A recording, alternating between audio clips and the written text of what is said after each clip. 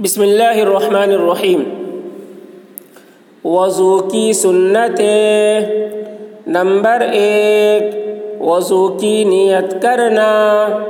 Number 2، بسم اللہ کہہ کر وضو شروع کرنا۔ نمبر 3، دونوں ہاتھ گٹوں تک 3 مرتبہ دھونا۔ نمبر 4، مسواک کرنا، اور اگر مسواک نہ ہو تو انگلی سے دانت صاف کرنا۔ نمبر 5، 3 مرتبہ کلی کرنا۔ نمبر 6، 3 مرتبہ ناک میں پانی ڈالنا۔ نمبر 7، ہاتھوں اور پیروں کو دھوتے وقت انگلیوں کا خلال کرنا۔ نمبر 8، ہر عضو کو 3 مرتبہ دھونا۔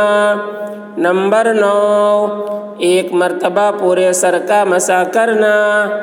نمبر 10، سر کے مسح کے ساتھ کانوں کا مسح کرنا۔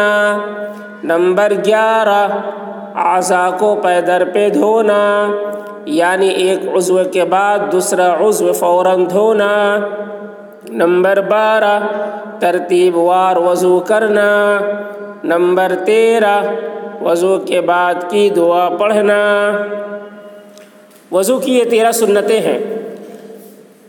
وضو کرتے وقت ان سنتوں کی رعایت کرتے ہوئے وضو کرنا چاہیے۔ وضو کی نیت کرنی چاہیے۔ وضو کر رہے ہیں تو نیت کرنی چاہیے کہ وضو آپ نماز پڑھنے کے لیے وضو کر رہے ہیں، یا قرآن کی تلاوت کرنے کے لیے وضو کر رہے ہیں، یا سجدہ تلاوت یا نماز جنازہ، کس کے لیے وضو کر رہے ہیں اس کی نیت ہونی چاہیے۔ یہ نیت کرنا سنت ہے۔ اگر نیت نہیں کرتے ہیں تب بھی آپ کا وضو ہو جاتا ہے، لیکن نیت کر لینا بہتر ہے کیونکہ یہ سنت ہے۔ اسی طریقے سے بسم اللہ پڑھ کر وضو شروع کرنا چاہیے۔ دونوں ہاتھ گٹوں تک 3 مرتبہ دھونا، یہ بھی سنت عمل ہے، 3 مرتبہ دھونا۔ مسواک کرنا، یہ بھی سنت عمل ہے۔ اگر مسواک نہیں ہے تو آپ انگلی سے دانت صاف کر لیں، یہ بھی مسواک کے بدل ہو جائے گا۔ 3 مرتبہ کلی کرنا، یہ بھی سنت عمل ہے، 3 مرتبہ کرنا ہے۔ 3 مرتبہ ناک میں پانی ڈالنا ہے، اور ہاتھوں پیروں کو دھوتے وقت انگلیوں کا خلال کرنا ہے۔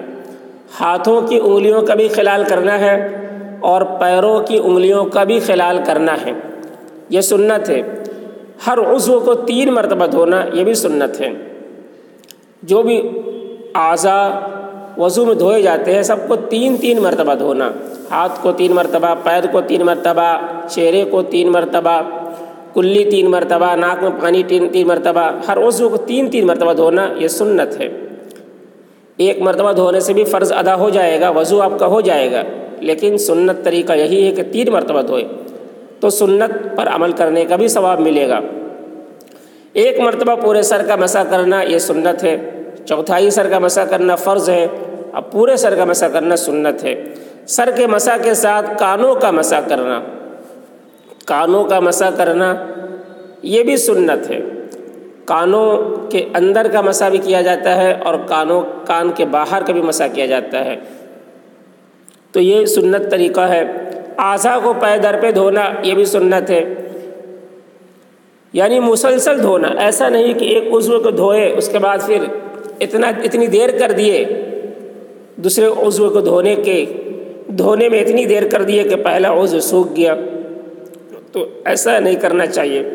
پے در پہ مسلسل دھونا یہ سنت ہے۔ اسی طریقے سے ترتیب وار وضو کرنا، یہ بھی سنت عمل ہے۔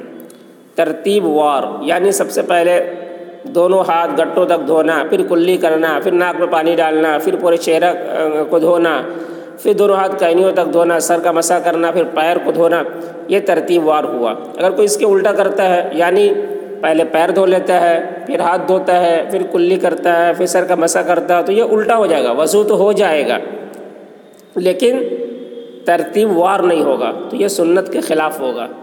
سنت کے مطابق وضو کریں گے تو وضو بھی ہوگا، اور سنت پر عمل کرنے کا بھی ثواب ملے گا۔ وضو کرنے کا بھی ثواب ملے گا، پھر سنت پر عمل کرنے کا ڈبل ثواب ملے گا۔